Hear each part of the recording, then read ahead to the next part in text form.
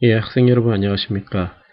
이제 한국 근현대사 8강 시간이 되겠습니다. 8강은 우리 이제 1910년 한일 합방 이후부터 1919년 3월 1일 3일 운동 직전까지를 일컫는 우리가 소위 말해서 무단 통치 시기라고 하는 1910년대에 대해서 한번 보도록 하겠습니다. 첫 번째로는 1910년대 일본의 통치 구조나 통치 방식에 대해서 볼 거고요.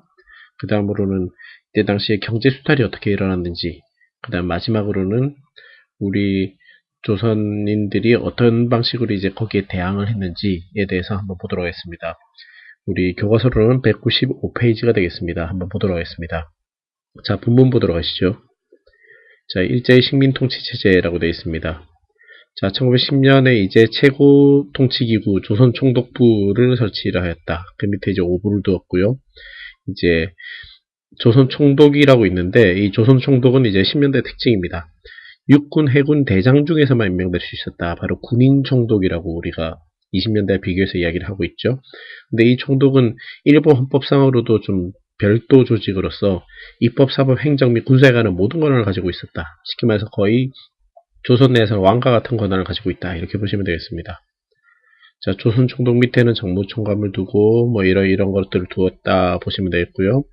그 다음에 자문기구로서 중추원을 두었다. 중추원 우리 앞에서 독립협회 할 때 나왔었습니다. 독립협회 할 때 국회 의회와 같은 기능을 두려고 한 그런 기구라고 볼 수 있겠는데요. 여기서 말하는 중추원 같은 경우는 거의 하는 일이 없다고 보시면 되겠습니다. 자문기구긴 하지만 바로 본문에 나와있듯이 줄 한번 쳐봅시다. 일제에 적극 협력해온 친일파들에게 중천 참이라는 이름뿐인 감토를 나눠줬다. 실질적으로는 크게 하는 일 없는 기구다. 이렇게 보시면 되겠습니다. 자, 지방행정조직은 도, 부, 군으로 개편하였다. 그렇죠? 면까지 있다. 그리고 대부분 이제 일본인 그리고 친일적인 조선인을 임명하였는데 10년대 바로 일본의 통치 방식의 특징이 나옵니다. 줄 한번 적읍시다. 총독부는 가능한 한 조선인을 관리에 임용하지 않았다. 불가피하게 조선인을 임용할 필요가 있을 때에도 중요한 자리를 임용하지 않았다. 자, 일제는 조선인을 통한 간접 통치가 아니라 직접 통치 동그라미 한번 쳐봅시다. 자, 1910년대 일본 통치 방식의 가장 큰 특징이라고 할 수 있는 것이 바로 일제에 의한 직접 통치입니다. 우리 뭐 쉽게 생각해 보더라도요. 일본이 이제 조선을 이렇게 합방을 했는데 합방하고 나서 아직까지 자신들을 적극적으로 밀어줄 만한 바로 친일 조직을 그렇게 만들지는 못했었습니다. 그래서 이때 10년대까지는 일단은 직접 통치 체제다 이렇게 보시면 되겠습니다. 자, 뭐 조선총독부 건물이 있죠. 이게 예전까지는 뭐 그 뒤에 남아서 우리 국립중앙박물관으로 활용이 되다가 이제 그 뒤에 없어졌죠. 지금 현재 경복궁 광화문을 가로막고 있는 그 앞쪽에 있었던 건물이 되겠습니다. 자, 다음 페이지로 가보도록 하겠습니다. 자, 무단 통치와 식민지 교육이라고 되어 있습니다. 1910년대에 그렇다면 이제 어떤 방식의 통치를 했는지 뭐 구체적인 내용들 한번 보도록 하겠습니다. 우리가 다른 말로 이제 무단 통치라는 말을 쓰기는 하는데요. 자, 헌병경찰제 줄 한번 쳐보십시오. 예, 군인이 경찰 역할을 했다는 거 맞죠? 예, 특히 헌병경찰의 가장 뭐 여기 쭉 보시면 아시겠지만 중간 정도예요. 헌병경찰은 첩보수집, 의병토벌은 물론 뭐 이런 일이 있었다. 그렇죠? 예, 특히 가장 큰 일이 바로 이거였죠. 뭐 첩보 수집이었겠죠. 바로 한일 합방 이후 얼마 안 됐기 때문에 뭐 소위 말해서 일본 정부에 대해서 대항하는 조직들을 찾아내는 이런 역할을 하기 위해서 바로 군인 내에서 이제 경찰 역할을 하는 이 헌병이 경찰로 바로 들어왔다 보시면 되겠습니다. 이 헌병이라고 하는 것의 영어 이름이 바로 밀리터리 폴리스라고 하죠. 바로 군인인데 이제 경찰 역할을 하는 군인을 이야기하는 겁니다. 자, 헌병경찰은 두 가지 한번 줄 한번 잡읍시다. 범죄 즉결례와 경찰범 처벌 규칙에 따라서 정식 재판 거치지 않고도 조선인한테는 바로 이렇게 죄를 물을 수가 있었다. 예, 재판을 거치지 않았다. 그만큼 무단 통치다 하는 거 보시면 되겠습니다. 그 아래쪽 보십시오.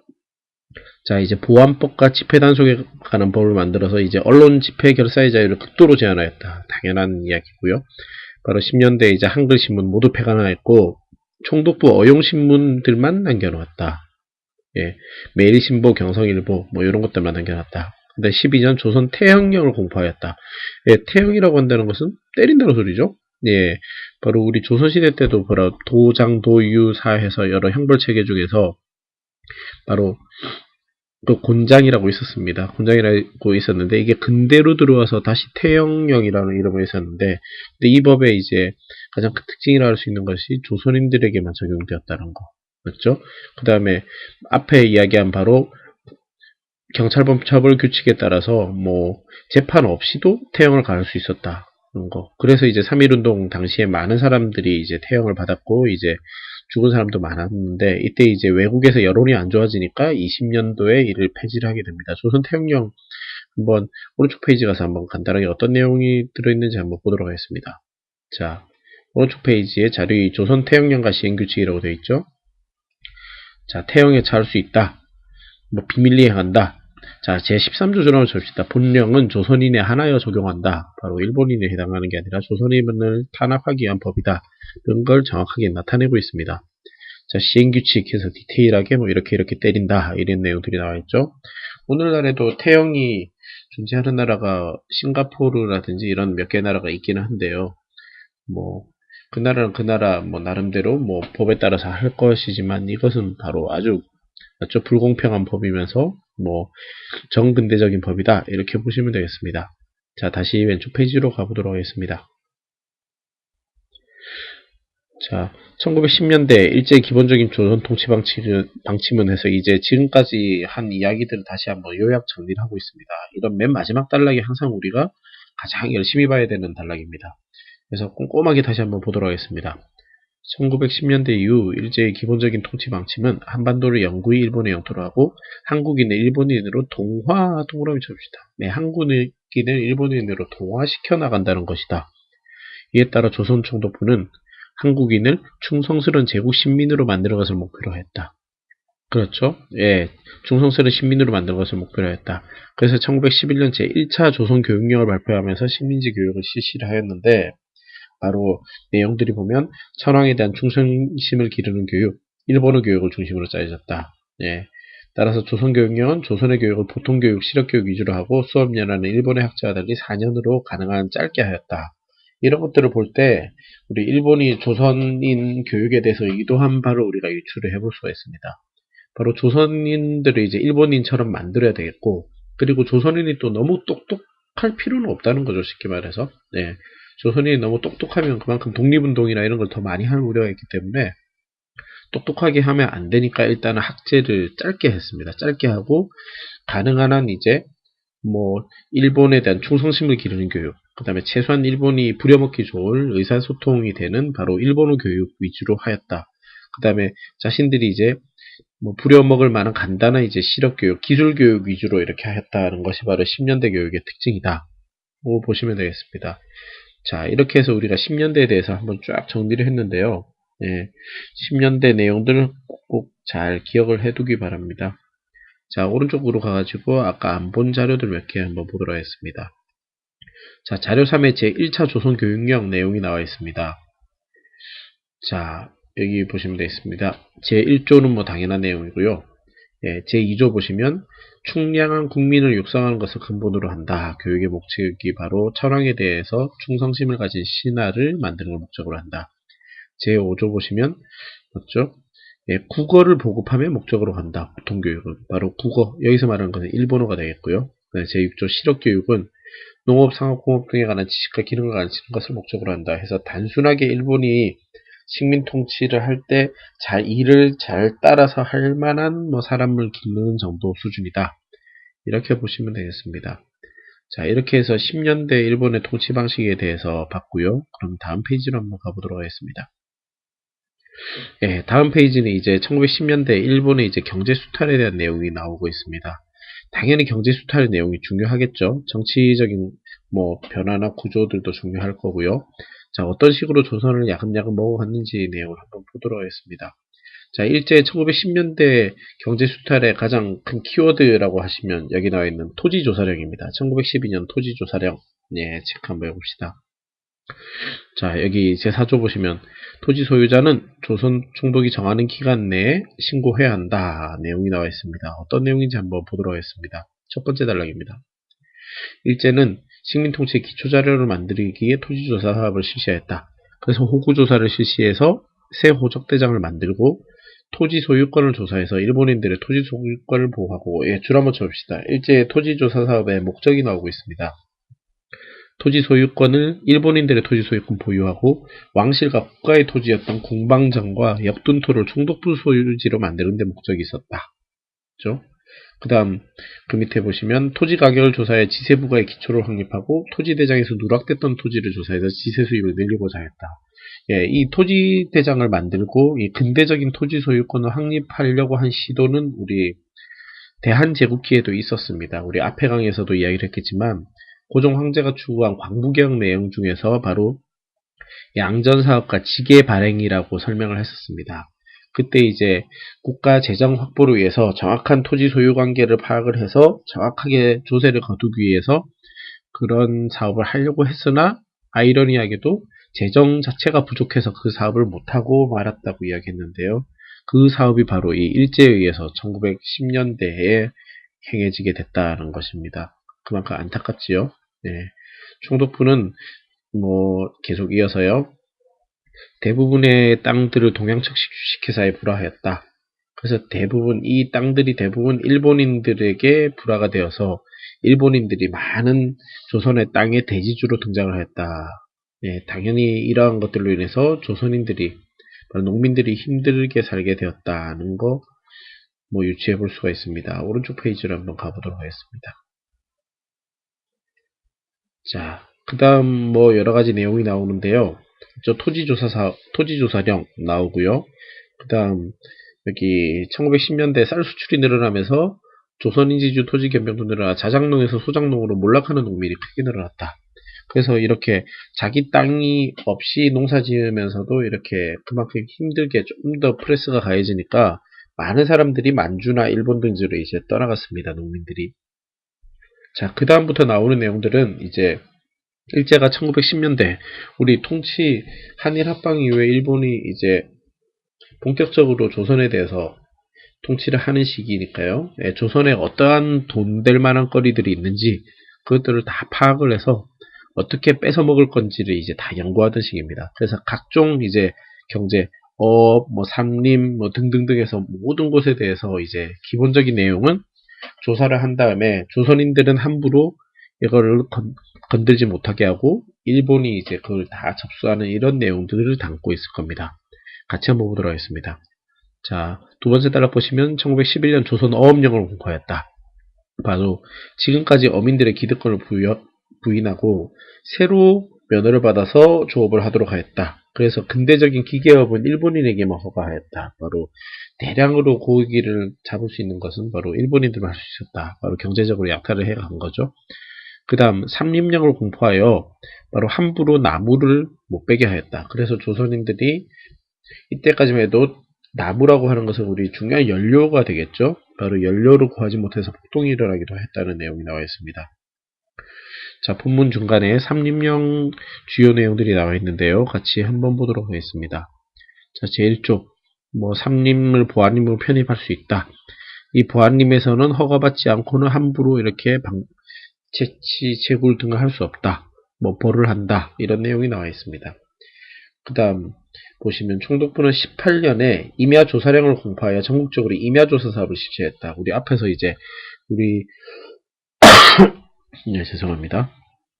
자, 우리 토지에 가장 크게 비중을 차지하고 있는 곳 하면 평지 같은 경우는 대부분 논밭이었을 거고요. 네. 오늘날과 달리 이때 당시에는 그 다음에 이제 나머지는 산지였습니다. 우리 임야라고 이야기를 하는데요. 그래서 평지 같은 경우는 우리 토지조사 사업을 통해서 농토를 거의 일본이 이제 차지를 하게 되는 거고, 이제 그게 어느 정도 18년 되면 이제 거의 끝나가니까 1918년경에 이제 임야에 대해서 이제 소유관계를 확인하고 이제 뺏어가기 시작했다. 이렇게 보시면 되겠습니다. 그렇게 해서 이제 수많은 숲들이 다 일본인들에게 넘어가게 됐고, 또 여러 가지, 맞죠? 뽕나무 재배를 강요하는 등 이렇게 여러 가지 이제 강요를 해가지고 농민들의 삶을 힘들게 했다. 당연히 다 뺏어가기 위한 것들이 되겠죠. 예. 그 다음에 이제 노동 징발에 대한 이야기도 나오고 있습니다. 신장로를 내기 위해서, 신장로라고 하는 것은 새로이 나는 도로라는 뜻이지요. 예. 그래서 농민들을 이제 강제로 이제 일하게 하였다. 그 다음, 뭐, 공동묘지에만 물질을 쓰게 하였다. 그래서 유생들의 불만이 컸다. 뭐, 이런 것들이 결국은 우리 3.1운동 당시에 농민이나 유생들까지도 거의 대대적으로 참여를 하게 된 게 바로 이 각계각층들이 이렇게 뭐, 일본에 의해서 많은 피해를 입었기 때문에 그런 게 아닌가, 뭐, 이런 배경이 되었다. 이런 내용이 나와 있습니다. 그 다음 보시면 1915년 광업령을 공포하여서 외국인이 강화권을 허가받을 수 없게 하고, 맞죠? 그렇게 해서 이제 전쟁을 하게 되면 이 광물 자원 같은 경우 이제 중요하게 다뤄지게 되는데요. 이 광물 자원을 이제 뭐 거의 일본이 독점을 하게 된다. 이런 내용을 보시고 있습니다. 다음 페이지 가봅시다. 자, 그렇게 해서 이제 또 다른 거, 이제 농업에서는 봤고요. 이제 산업, 공업 쪽에서는 이제 어떤 식으로 수탈을 했는가 내용이 나오고 있는데요. 가장 대표적인 내용이 바로 나와 있는 1910년에 나오는 이 회사령입니다. 회사령. 예. 회사령 별표 쳐봅시다. 별표. 예, 중요합니다. 별표. 예. 자.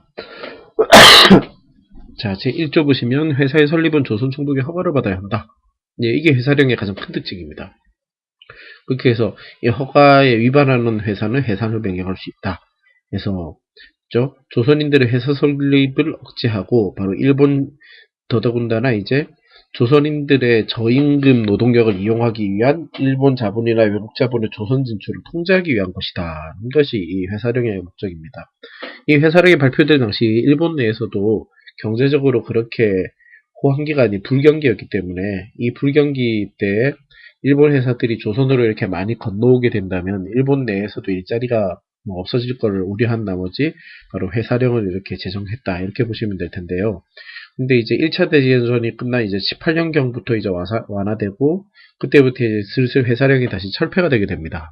뭐 이 배경이 되는 것은 이제 한 10년간 우리 조선을 통치를 하게 되면서 조선인들 중에서 이제 회사를 설립할 만한 경제력을 유지하고 있는 사람이 거의 없어지게 되는 거고요. 그 다음 두 번째로는 일본이 이제 1차 대전의 승전국이었죠. 네, 이긴 나라인데 뭐 이기고 나서 이제 전쟁이 끝나고 나서 그 전쟁 복구를 위한 각종 물자들을 생산을 하면서 호황기를 맞게 됩니다. 전 세계적으로 경제적으로 활성화되던 시기가 10년대 후반부터 20년대까지입니다.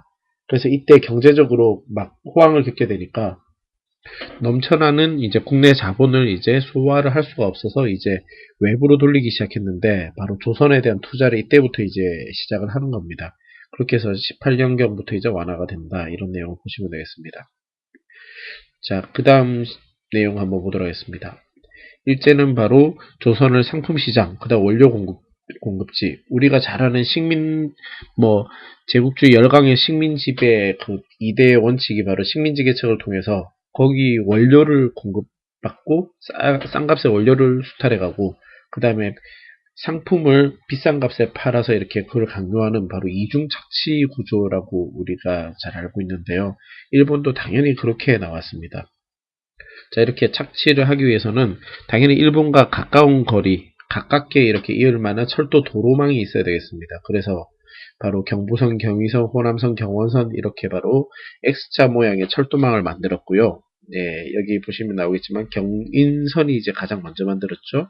그 다음 경부선, 그 다음 여기 나와 있는 경원선과 호남선, 경의선, 호남선, 뭐 한경선 이렇게 쭉쭉 놓고 있습니다. 근데 이 철도 놓은 것의 이제 특징을 보시면 아시겠지만 대부분의 철도가 다 항구하고 연결이 되어 있습니다. 바로 일본이 이용할 수 있는 항구들, 바로 청진, 원산, 부산, 목포, 인천 이렇게 연결을 시켜놨습니다.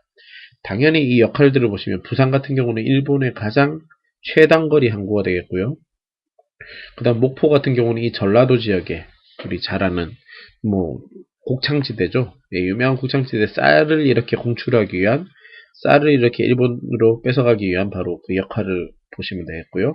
인천 같은 경우는 이제 수도인 서울로 가장 빨리 들어갈 수 있는 항구가 되겠고 이 원산이나 청진 같은 경우는 이 강원도 강원도라든지 아니면 이 한경도 지방에 있는 풍부한 지하 자원을 그대로 활용할 수 있는 바로 이런 항구라 보시면 되겠습니다. 그리고 마지막으로 신우주는 당연히 중국 만주 쪽으로 진출하기 위한 교두보다 이렇게 보시면 되겠고요. 나중에 이 전라도 곡창지대를 개척하기 위해서 뭐 장항선이라고 하는 이 철도를 바로 장항 군산 근처까지도 이렇게 놓게 되죠. 이렇게 대부분 다 우리 조선의 발전을 위한 것이라든지 조선민들의 편리를 위해서 놓은 것이라기보다는 철저하게 수탈을 위해서 놓은 것이다. 이렇게 보시면 되겠습니다. 그 내용이 오른쪽에 나와 있고요. 예, 그 다음에 이제 항구들도 이제 다 확충을 했습니다. 그렇게 해서 철저하게 철도, 도로, 항만을 거쳐서 해로를 통해 일본으로 이어지는 운수 체계를 이제 확고하게 세웠고, 바로 이를 통해서 일본 상품이 조선에 많이 들어오고, 조선에서는 이제 원료 상품들을 대거 이제 뺏어갈 수 있는, 바로 제일 마지막에 줄 한번 쳐봅시다. 별표 쳐놓고요. 조선은 일본 자본주의 수탈 체계에 확실하게 편입되었다. 바로 일본의 자본주의 체계에 확실하게 편입되었다. 일본이 이제 조선을 완전히 뭐 경제적으로 수탈을 할 수 있는 체계가 완전히 갖춰졌다. 이렇게 보시면 되겠습니다. 오른쪽 페이지로 한번 가보도록 하겠습니다.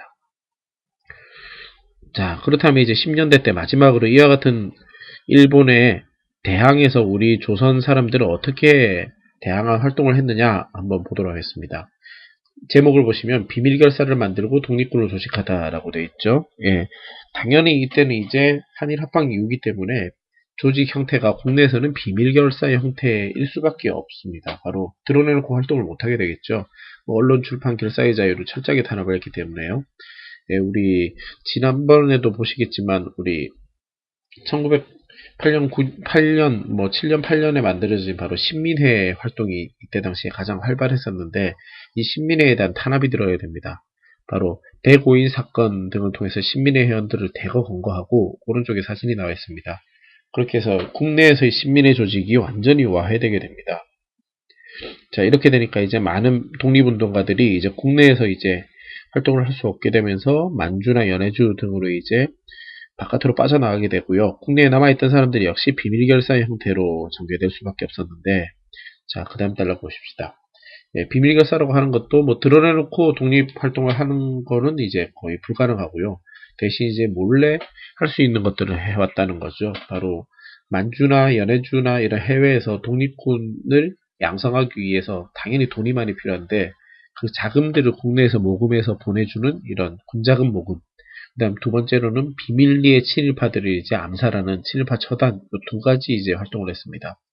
그래서 이때 내용들을 보시면 의병운동 계열, 바로 무장투쟁론과 그 다음에 실력양성론, 애국개몽운동론 이런 것들이 이제 같이 하고 있다고 보시면 되겠습니다. 이때 뭐 10년대 때 일본의 강력한 압박 속에서 뭐 무장투쟁론이라고 그래서 뭐 무장투쟁만 할 거고 애국개몽운동가라고 해서 애국개몽운동만 할 거고 이런 상황이 못 됐었습니다. 그래서 여러 가지 활동들을 같이 했었다.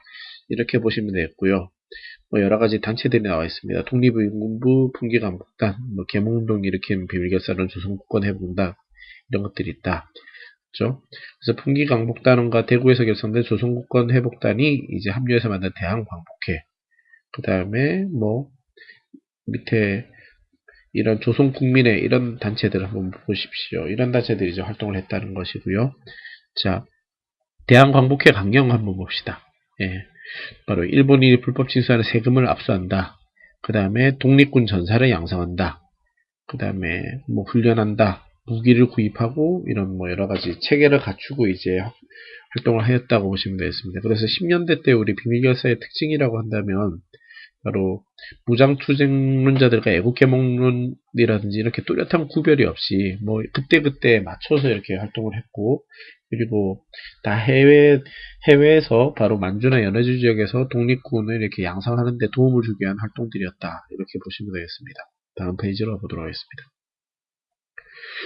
자, 중요한 그림이 하나 나오는데요. 이 그림을 열심히 잘 보십시오. 바로 10년대 때 만주나 연해주 지역의 활동들입니다.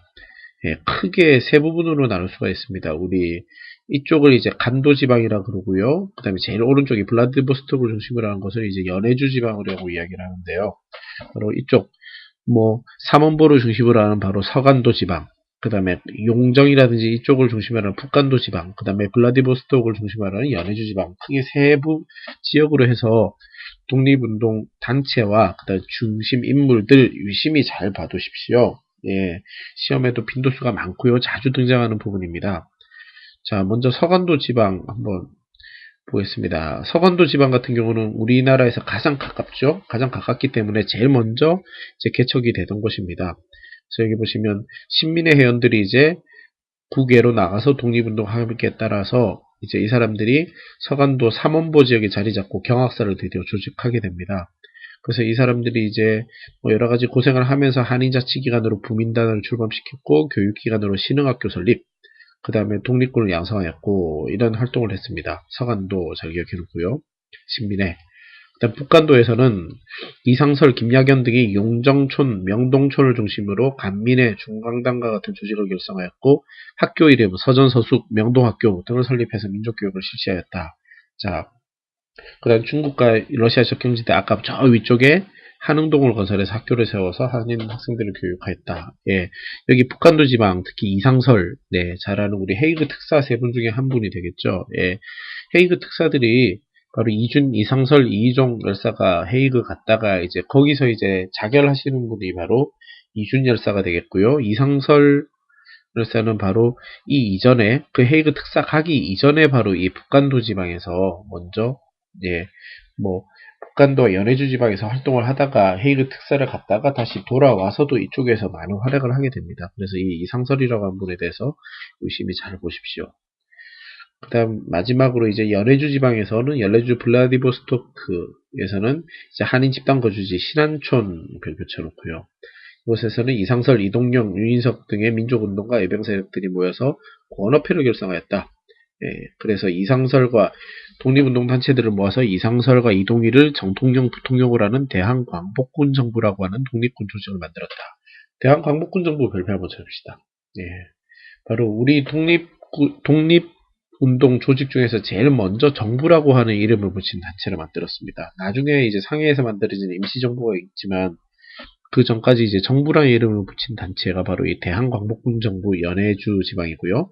이상설과 이동희가 정통령, 부통령 이렇게 만들었습니다. 네, 나중에 이 이동희 같은 경우는 이제 바로 사회주의 계열로 이제 돌아서게 되죠. 예, 그 내용은 뒤에 가서 한번 보도록 하겠습니다. 오른쪽 페이지를 한번 가보도록 하겠습니다.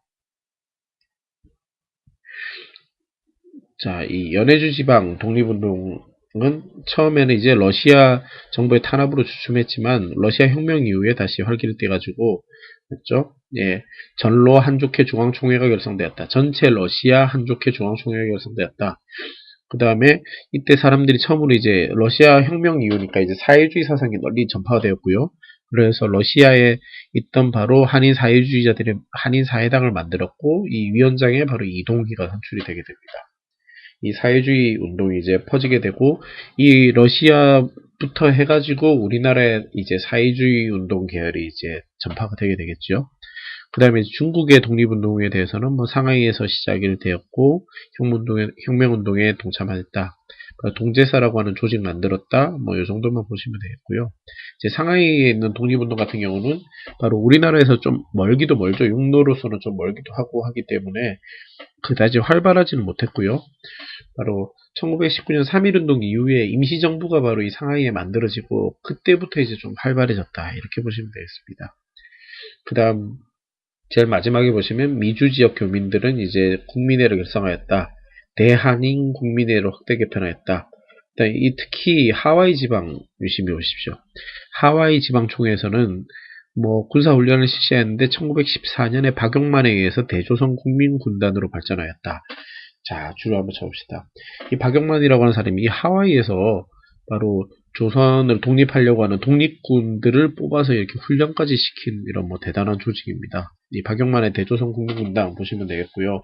이 하와이에 그렇다면 어떻게 이렇게 한인들이 많아졌느냐고 하니 우리 잘 알겠지만 바로 뭐 우리 1800년대 후반에 이르면 이제 1800년대 후반 1900년대 초반에 이르면 뭐 국내적으로 일본이라든지 이런 거 압박도 있었겠고 뭐 그래서 이제 많은 사람들이 일자리를 찾아서 바로 만주나 연해주나 미국이나 하와이나 이쪽으로 많이 나오게 됩니다. 이때 이제 하와이 쪽은 특히 사탕수수의 주 생산지가 하와이였는데요.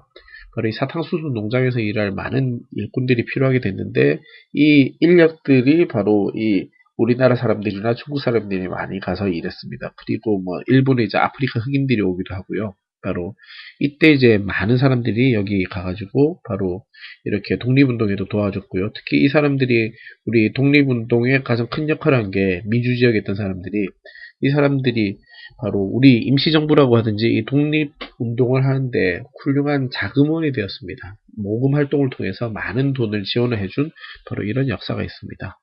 그렇게 내용을 보시면 되겠습니다. 자, 그렇게 해서 우리 10년대 내용들을 한번 쫙 훑어봤는데요.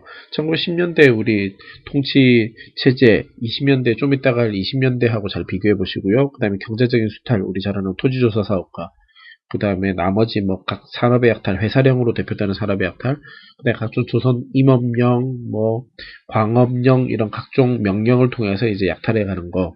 그 다음에 세 번째로는 이때 당시 우리 뭐 국민들의 대응이라고 할 수 있겠죠. 바로 뭐 국내에서는 거의 활발하지 못했고 중심지가 만주나 연해주 이쪽에서 이제 독립군 기지 건설에 이제 노력을 했다. 이런 것들을 유심히 잘 보셔야 되겠습니다. 오늘은 여기까지 하도록 하겠습니다.